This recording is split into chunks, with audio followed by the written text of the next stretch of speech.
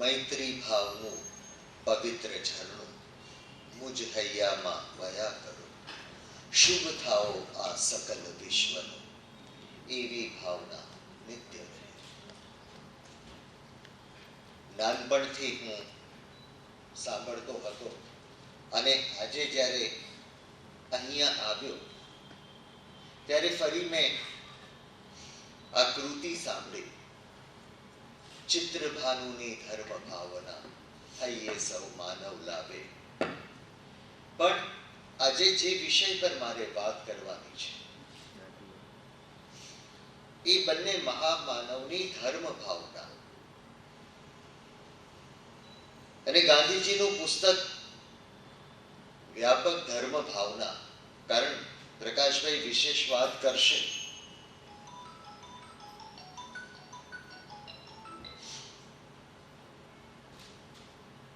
ટેકનોલોજીનો પ્રતાપ જરૂર, પણ એ ટેકનોલોજી નહોતી છતાં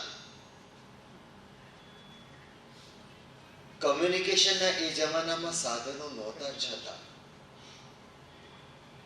સત્યાગ્રહનો સંદેશો બરાબર સામે સત્યાગ્રહ આશ્રમ કોચરબ છે. મેકિંગ ઓફ મહાત્માની અનુભૂતિ તમને અહીં થશે. પણ ગાંધીજી અને જૈન ધર્મ વિશે બહુ વિશેષ વાત ન કરતા એમની આ આત્મકથા મેં કેટલી વખત વાંચી છે મને ખબર નથી, પણ જેટલી વખત હું વાંચું છું ત્યારે મને સતત નવી નવી વાતો અને એક જુદા જ પ્રકારની અનુભૂતિ થાય છે. આજે હું અહીંયા સવારમાં આવ્યો, થોડોક વરસાદી માહોલ હતો એટલે મેં બાજુમાં સાધન મૂક્યું અને અનાયાસે મને યાદ આવ્યું કે મારા ગુરુ પ્રોફેસર મકરંદ મહેતાને એક મેટર મેં શોધીને આપી કે 1946ની સાલ લગભગ હતી. શ્રી મહાવીર જૈન વિદ્યાલયનું લોકાર્પણ, નવનિર્મિત ઇમારતનું લોકાર્પણ સરદાર વલ્લભભાઈ પટેલે કર્યું હતું. કમનસીબે એની વેબસાઇટ અહીંયા આવ્યા પછી મેં જોયું એનો કોઈ નામોલ્લેખ નથી. સરખેજ રોડ ઉપર એ જમાનાના અખબારમાં પ્રજાબંધુમાં આ સમાચારની વિગત હતી. અત્યારે મને મળી શક્યું નથી, પણ હું આભારી છું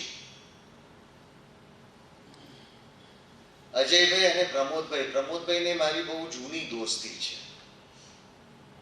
ઠાકરસિંહ સાહેબના 50 વર્ષના સંબંધો છે, પણ અમારી દોસ્તી જાણે લંગોટિયા દોસ્ત હોય એ પ્રકારની છે. ઉંમરનો ફરક ભલે હોય પણ વિચાર મળતા હોવા જોઈએ. ગાંધીજીની આત્મકથામાં શ્રીમદ રાજચંદ્ર વિશે, રાયચંદભાઈ વિશે ખૂબ છે, નારાયણ હેમચંદ્ર વિશે પણ ખૂબ છે. પણ મને એવું લાગે છે અમારા પ્રકાશભાઈ હંમેશા પ્રકાશ ફેલાવે છે અને એમને મળવાથી પણ હું જાણે સોફ્ટવેર અપડેટ થતા હોય એમ મારી જાતને અપડેટ થયેલો અનુભવું છું. નવનિર્માણની ચળવળ પર થોડું કામ કરવાનો પ્રયાસ કર્યો. ઘણા બધા મિત્રો મને જાકારો આપે છે અને એને કારણે મારું કામ પૂરું નથી થતું.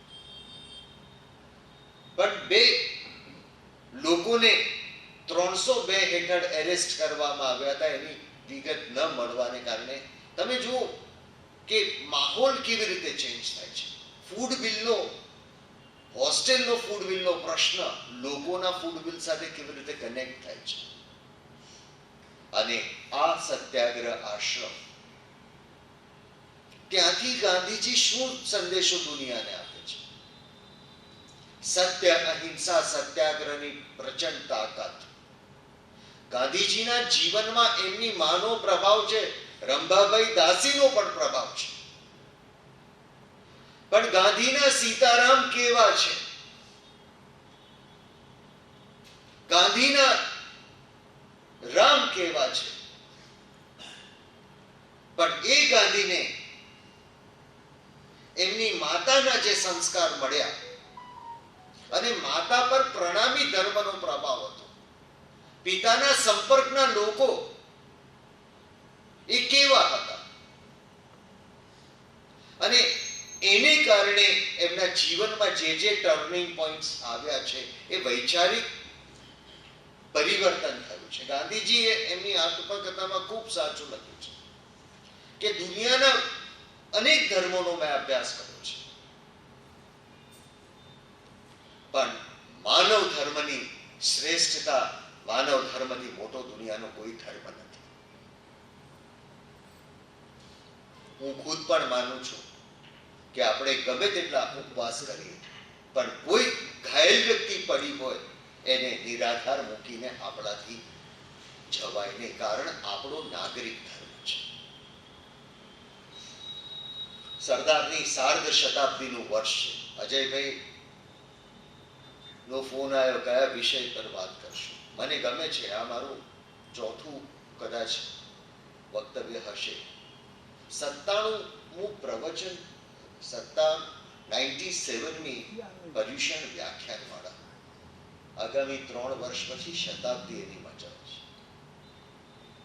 શતાબ્દી જ્યારે ઉજવાશે ત્યારે તમે વિચાર કરો, આયોજન કરવું. ગાંધીજીના સત્યાગ્રહ એમને એમ નહોતા થતા.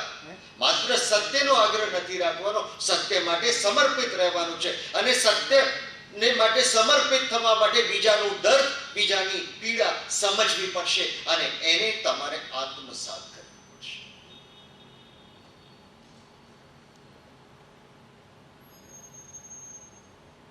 નારાયણ હેમચંદ્ર પર પ્રકાશભાઈ જે કામ થવું જોઈએ એવું કામ હજુ નથી થયું.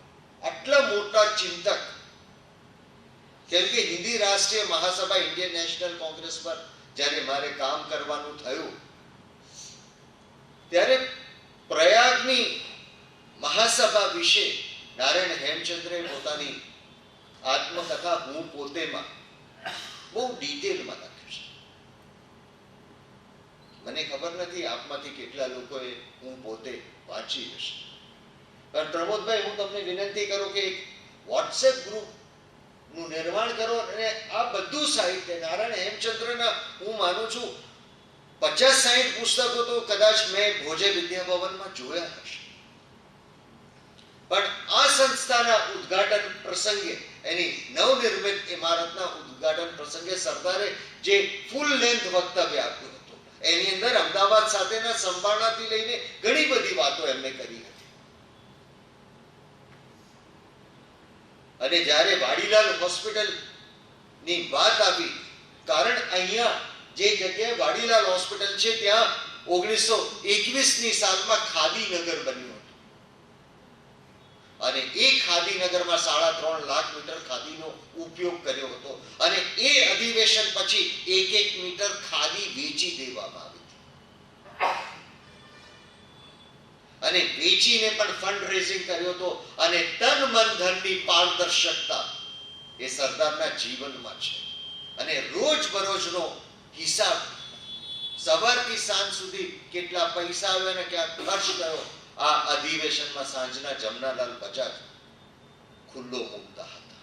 અને આ સમયગાળાની અંદર નદીની રેતમાં 5 મથોડા વિદેશી કાપડની હોડી થઈ અને એની રાખની પણ હરાજી થઈ છે. એ કેવો જમાનો હશે, પણ સરદારના સંસ્કારો, એના જીવન ઘડતરના વર્ષો. ગઈકાલે મેં દિલ્હીમાં કોઈને કહ્યું હતું કે સરદાર 33 વર્ષની યુવાન વયે વિધુર થયા, વિધુરના વિધુર રહ્યા, ફરીથી પરણવાનો વિચાર નથી કર્યો, અને પછી ઇંગ્લેન્ડ ભણવા માટે ગયા છે. પણ એ મા બાપના સંસ્કારો, એ જીવન ઘડતરના વર્ષો, અને એને કારણે જ એમનું આખું એક વૈચારિક પરિવર્તન થયું. પણ ગાંધીજીના આવ્યા પછી ગાંધીજીને એમને પરખ્યા, અને ગાંધીએ પણ એમને પરખ્યા. એક જમાના જેમની ઠઠ્ઠા મશ્કરી કરતા હતા, એ સરદાર વલ્લભભાઈ અમદાવાદમાં એમના સંપર્કમાં કેવી રીતે આવ્યા, 26મી જાન્યુઆરી 1921 ના રોજ આ ખાદીનગરમાં મહાત્માજીએ ચરખાવાળો પહેલો તિરંગો લહેરાવ્યો. અને તિરંગો જે જગ્યાએ લહેરાયો હતો એ રાષ્ટ્રીયતાનું પ્રતીક સ્થળ બન્યું હતું. અને ત્યાં જન સુખાકારી માટે ઇસ્પિતાલનું નિર્માણ કર્યું. અને એ ઇસ્પિતાલના નિર્માણ એમને એમ થતું નથી. એને માટે પણ દાતાઓ છે. મ્યુનિસિપાલિટીની જવાબદારી નહોતી આરોગ્યનું તંત્ર સંભાળવું.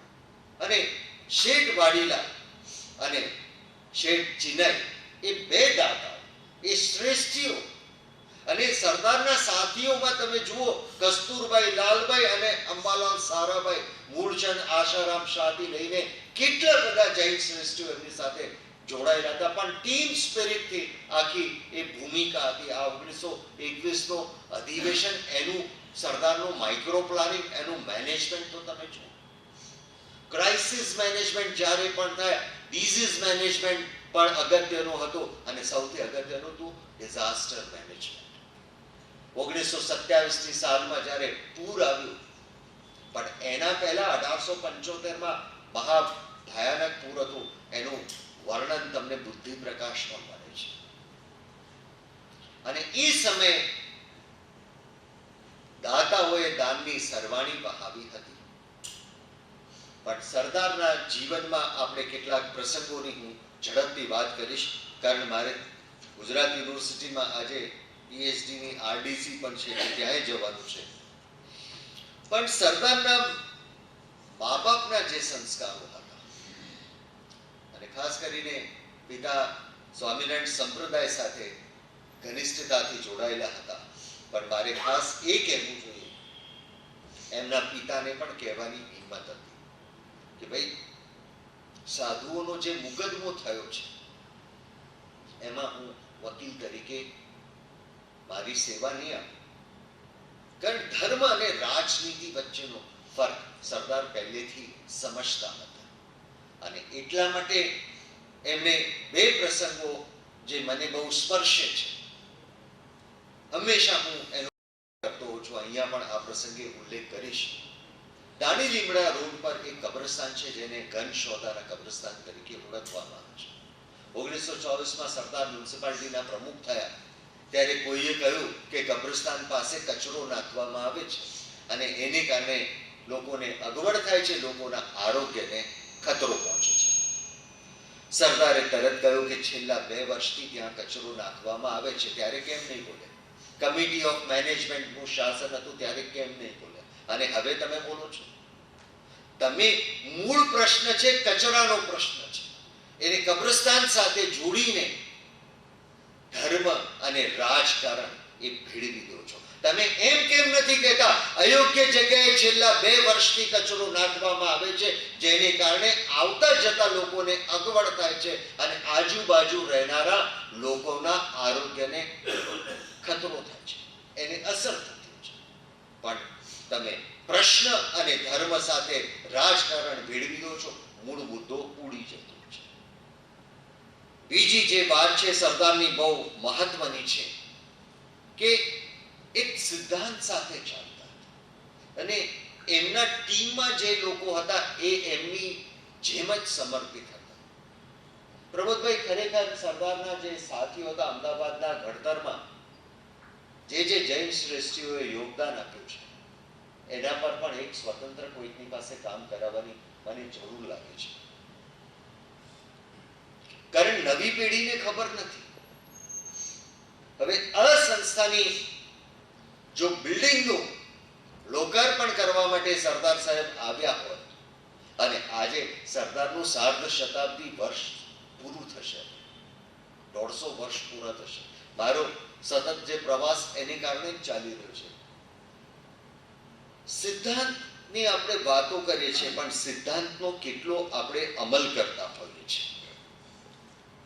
જ્યારે અમદાવાદમાં 1927ની સાલમાં કોમ્યુનલ ટેન્શન હતું, ત્યારે સરદારને એમના જૂના સાથીએ જઈને કહ્યું કે તમે મ્યુનિસિપાલિટીના પ્રમુખ છો અને આ શહેરમાં આવું ટેન્શન કેવી રીતે ચાલે?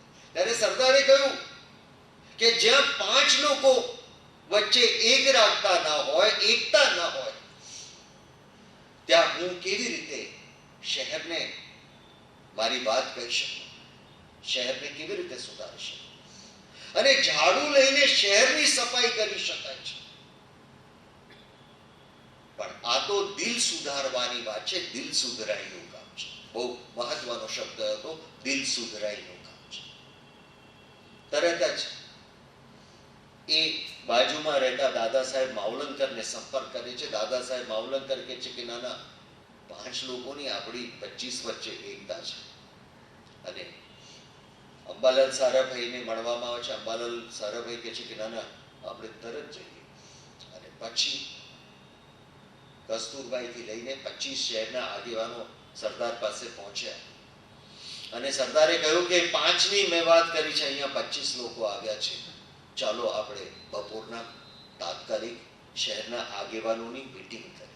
અને 200 લોકો મ્યુનિસિપાલિટીના પ્રમુખને મળવા માટે એકત્ર થયા. અને ત્યાં નક્કી કરવામાં આવ્યું કે દેશ એવા સમયમાંથી પસાર થઈ રહ્યો છે, આઝાદીનો સંગ્રામ ચાલી રહ્યો છે, એક સંક્રાંતિ કાળ છે, અને એની વચ્ચે લોકો વચ્ચે એક રાખતા હોવી જોઈએ. સરદાર એકતામાં નહીં, એકાત્મકતામાં માનતા હતા. અને આ બધો જે પ્રભાવ છે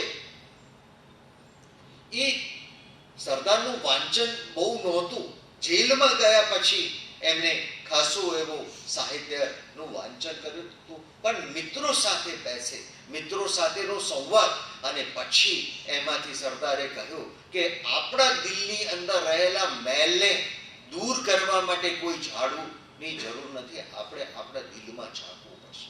ઝાડુ લઈને તો આપણે શહેરને 222 દિવસ સુધી સાફ કર્યું હતું, બીમારીઓ દૂર કરી હતી. આ પણ કોમી વૈમનસ્ય એક મોટામાં મોટી બીમારી છે. અને ત્યાં નક્કી થયું, 5 હિન્દુ કોમના આગેવાનો, 5 મુસલમાન કોમના આગેવાનો અને મ્યુનિસિપાલિટીના જે તે પ્રમુખ, એ ગમે તે સમયે કોઈ પણ એવી પરિસ્થિતિ ઊભી થાય, એ લોકો ભેગા થાય અને સાથે મળીને એનું સમાધાન કરે. અને પછી 200 આગેવાનોનું એ સરઘસ નીકળી, અને તેને કારણે શહેરમાં તરત શાંતિ પ્રવર્તી હતી. તો આજે એવા દિલ સુધરાઈના સુધારકો ક્યાં ગયા છે? પણ સરદારે જે વાત કહી હતી, સાચો જૈન કોણ?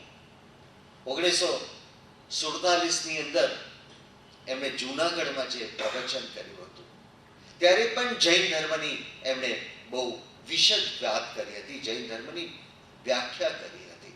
પણ માણેક ચોક ટિળક મેદાનમાં ખાદી અને સ્વદેશી ઉપર વક્તવ્ય આપતા સરદારે 8 નવેમ્બર 1922ના રોજ જણાવ્યું, એમનું વિધાન છે, ભાઈઓ, આજે 8 મહિનાથી આપણા પાપે મહાત્મા ગાંધીજી જેલમાં ગયા છે. ત્યાં એક કામડા ઉપર પડી રહે છે અને રાતના દીવા બત્તી મળે નહીં એવી દશામાં રહે છે. તેથી પણ આપણને લાગણી નહીં થાય કે આપણે હિન્દુ કહેવડાવવાને લાયક નથી. કાપડના વેપારીઓ ઘણા જૈન છે અને સવારના પહોરમાં દેરાસરમાં જઈ પ્રાર્થના કરનારા છે અને અહિંસાને માનનારા છે. પણ કાબુલના અમીર પાસે ગૌ હત્યા બંધ કરાવવાનો હુકમ કઢાવનાર મહાત્માજી મોટામાં મોટા જૈન છે અને જેઓ કારાગૃહમાં પડ્યા છે. એટલે આ વાત જે છે એ બહુ અગત્યની હતી. અને સરદારે પોતાની સ્વદેશી સેના બનાવી. આજે ગ્લોબલાઇઝેશનનો જમાનો છે, પણ આ સ્વદેશી સેનાની કામગીરી શું હતી? જ્યારે પણ જ્યાં જરૂરત પડે, ચાહે આંતરિક હોય કે બાહ્ય, આપણને આજે હંમેશા કોઈ પણ ક્રાઇસિસ સમયે સરદાર યાદ આવે છે અને આપણે અનાયાસે બોલીએ છીએ, કાશ સરદાર હોત તો. પણ સરદાર તો નથી. હમણાં સુપ્રીમ કોર્ટે રખડતા કૂતરા અંગેનું જે વિધાન કર્યું છે, રખડતા કૂતરા અંગેની જે વાત કરી છે, પણ અમદાવાદની અંદર પણ રખડતા કૂતરાના ત્રાસથી સરદાર પણ ત્રાસી ગયા હતા, કંટાળી ગયા હતા. રેક્વેઝિશનથી મ્યુનિસિપાલિટીનું બોર્ડ બોલાવવામાં હતું. અંબાલાલ સારાભાઈની કેલિકો મિલમાં સાર્જન્ટને બોલાવી કૂતરાનો બંદૂકથી શિકાર કરાવ્યો હતો. એ બહુ મુદ્દો ચગ્યો હતો અને ગાંધીજીએ પણ કહ્યું હતું, આ તે કેવી જીવ થયા. માણસોને કૂતરા કરડી જાય, માણસને હડકવાયો થઈ જાય. અને સરદારે કહ્યું કે ના, કૂતરા હોય બરોબર છે, પણ એનું મેન્ટેનન્સ પણ થવું જોઈએ, એની જાળવણી થવી જોઈએ. માણસને કૂતરા કરડે એ ન ચાલે અને એનું પણ ધ્યાન રાખવું જોઈએ. પણ સૌથી અગત્યનું જે મને લાગે છે કે સરદારના જીવનમાં 1921ની બે ઘટનાઓ મારે તમારી સાથે શેર કરવી છે.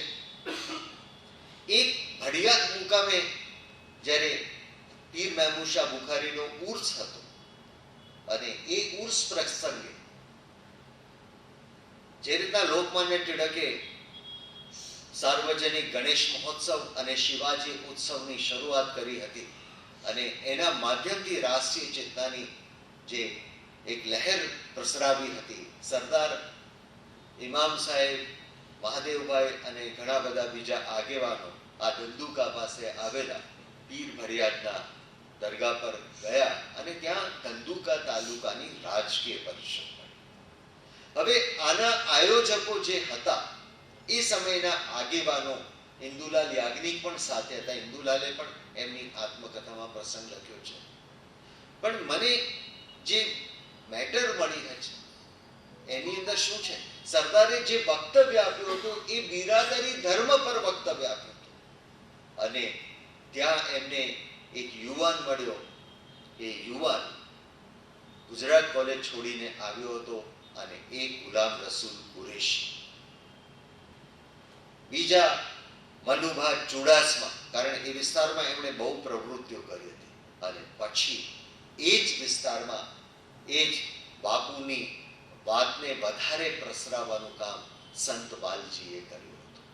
અને ગુલામ રસૂલ કુરેશી કે મનુભા ચુડાસમા એ જ પરંપરાને આગળ વધારે છે અને બહુ લાંબા સમય સુધી એ વિસ્તારની અંદર સામાજિક ચેતનાનું એમણે કામ કર્યું હતું. પણ વઢવાણમાં જ્યારે રાજકીય પરિષદ મળી ત્યારે એ જમાનામાં અસ્પૃશ્યતા કેવી હતી. 1921ની સાલમાં જ્યારે અહીંયા કોંગ્રેસનું અધિવેશન મળ્યું ગાંધીનગરની અંદર, અંત્યજો માટેની વ્યવસ્થા, આગવી વ્યવસ્થા, કારણ સંગીત વિભાગ ત્યાં શરૂ થયો. નારાયણ મોરેશ્વર ખરે એમણે સંગીત એ ભાવાત્મક એકતા પેદા કરે છે. સંગીતના માધ્યમથી આઝાદીના સંગ્રામમાં એક નવી લોક ચેતના આવી હતી. દાંડી કૂચ સમયે તમે જોશો વિડીયો ફૂટેજની અંદર ગાંધીજી સાથે આ બરાબર અહીંથી સામેના ભાગમાં રોડ પર આપણે જઈએ, સામે અનિલ કુંજ બિલ્ડિંગ છે, ત્યાં વામનરાવ ધોળકિયાનો બંગલો હતો. આપમાંથી ઘણા બધાને ખ્યાલ જેના સંભાળના હશે. આ જ જગ્યાએ કર્નલ ડોક્ટર બળવંત ભટ્ટે પદયાત્રીઓની, બાપુ ચાલી રહ્યા છે એ પદયાત્રીઓની ઐતિહાસિક તસવીર લીધી હતી. જેવું હું દાંડી બોલીશ તો તમારા માનસ પટેલ પર આ તસવીર આવશે અને ચપટી મીઠું અપાડતા ગાંધીજીની તસવીર આવશે. પણ એ દાંડીની તસવીર નથી. કુમાર મેગેઝિન માટે આ તસવીર, કુમાર કેમેરા ક્લબ માટે ડોક્ટર કર્નલ બળવંત ભટ્ટે આ તસવીર લીધી હતી. પણ કોચરબ ગામની અંદર આજે પણ જે અંત્યજ રાત્રિ શાળા બાપુએ 1915માં કરી હતી, જ્યાં પરીક્ષિતલાલ મજમુદાર શિક્ષક તરીકે આવતા હતા અને પાછળથી વસંતરાવ હેગિસ્ટે પણ એમાં જોડાયા હતા. વાડીલાલ હોસ્પિટલની સામે વસંતરાવ હેગિસ્ટે દર્દીઓ માટે એને શુદ્ધ ખાવાનું મળે એને માટેની એક હોટલ શરૂ કરી હતી. હોટલ નહીં નફો નહીં નુકસાન. અને અમદાવાદના સખાવતી દાદા અને ખાસ કરીને કસ્તુરભાઈ અને અંબાલાલ સારાભાઈ એ એમના આશ્રયદાતા હતા. દર્દીને, કારણ દૂર દૂરથી લોકો ઈલાજ કરવા માટે અમદાવાદની વાડીલાલ હોસ્પિટલમાં આવે, પણ એ જમાનામાં દર્દીને ખાવાનું આપવામાં નહોતું આવતું. તો શુદ્ધ સાત્વિક પરેજી ખાવાનું મળે અને પછીથી એના સગાવાળા માટે કોઈ પાસે પૈસાની સગવડ ન હોય તો કઈ વાતો નથી. પણ સરદારે પોતાની વાત, પોતાનો વિરોધ કેવી રીતે વ્યક્ત કર્યો વઢવાણ મુકામે રાજકીય પરિષદની અંદર જ્યારે સ્ટેજ પરથી જોયું કે દલિત ભાઈઓ દૂર બેઠા છે, સ્ટેજ પરથી ઉઠીને એ ગયા અને એમની વચ્ચે જઈને દૂર ઝાડ નીચે બેઠા છે ત્યાંથી એમણે વક્તવ્ય આપ્યું. તો કાકા સાહેબ કાલેલકર નવજીવનમાં લખે છે, સભામાં બે સ્થાન, પ્રમુખ સ્થાન અને વલ્લભ સ્થાન. તો આપણે જોઈએ કે સરદારે કેવી રીતે આ આખું ટર્નિંગ પોઈન્ટ કર્યો અને એને કારણે એમની લાઈફ, કારણ એમના જીવન ઘડતરના વર્ષો અને ખાસ કરીને જે સાથીઓ હતા એ સાથીઓ સાથેનો સંપર્ક અને સંત બાલજી જેવા ડેડિકેટેડ, સમર્પિત એ સંતોએ કેવી રીતે પોતાની તપોભૂમિ દ્વારા છેવાડાના માનવીનું કલ્યાણ કર્યું હતું. આપ જુઓ, unto this last ગાંધીજીએ જેનો તર્જુમો કર્યો સર્વોદય, સર્વનો ઉદય, છેવાડાના માનવી પ્રત્યેની અનુકંપા, છેવાડાના માનવી પ્રત્યેનું ધર્મ, એને માટે આપણે શું કરી શકીએ છીએ. સરદાર પોતે જૈન નહોતા, છતાં પણ એમણે પોતાના સાથીઓના માધ્યમથી એ સેવાની જે ધૂણી કરી છે અને જે રીતના એમણે 1935ની સાલમાં બોરસદ વિસ્તારની અંદર જે પ્લેગની અસર હતી અને એની અંદર એમણે વેક્સિન લીધા વિના, 35માં પણ વેક્સિન હતી જ, સાથીઓને વેક્સિન અપાવી હતી. કારણ 1900ની સાલમાં એ જ્યારે ગોધરામાં વકીલાત કરતા હતા ત્યારે 56 દુકાળની ગુજરાત પર અસર હતી. તમને ખ્યાલ છે કે એ દુકાળમાં ઘણા બધા લોકો મરકીને કારણે, પ્લેગને કારણે મૃત્યુ પામ્યા હતા. ત્યારે પોતાના એક સાથી, એના દીકરાને પ્લેગ થયો તો એની સારવારમાં વલ્લભભાઈને પણ એની અસર થઈ હતી, પણ એમને પરવા કરી નહોતી. અને એ રીતના સરદારના જીવનમાં આવા અનેક પ્રસંગો મળશે. ગાંધીજીની વાત મુરબ્બી શ્રી પ્રકાશભાઈ કરશે એટલે હું એનું પુનરાવર્તન નથી કરતો. મને યાદ કરીને મારા વિચારો વ્યક્ત કરવાની તક આપી એ માટે આભાર. Thank you.